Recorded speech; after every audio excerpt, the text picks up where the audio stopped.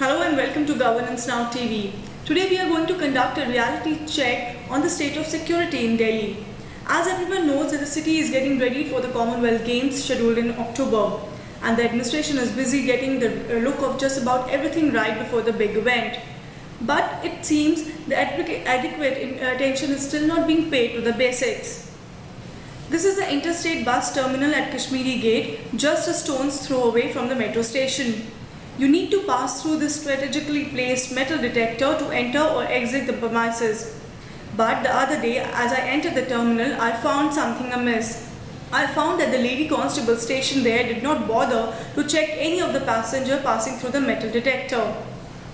The situation seemed quite a contrast to the security protocol of the nearby metro station, where every entrance is frisked and the luggage is passed through an X-ray machine.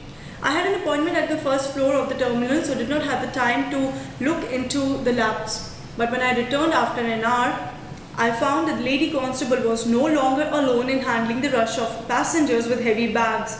But look, the only hitch was that the male security guard did not appear up to the job either.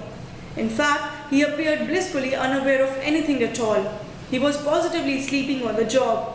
As I started clicking my cell phone camera, the indifferent lady constable decided to respond to the situation. She immediately went inside, apparently to call someone, even as the guard continued to sleep. While I was shooting a video of the sleeping guard, a male constable emerged from the building and tried to wake up the guard. The guard took his own sweet time to rouse himself out of his peaceful slumber. Meanwhile, the constable tried his best to make the situation look under control. Too late, the serious security lapse had already been captured on camera. You can also do your bit to wake up the administration from its slumber. Do send us your stories, videos or pictures.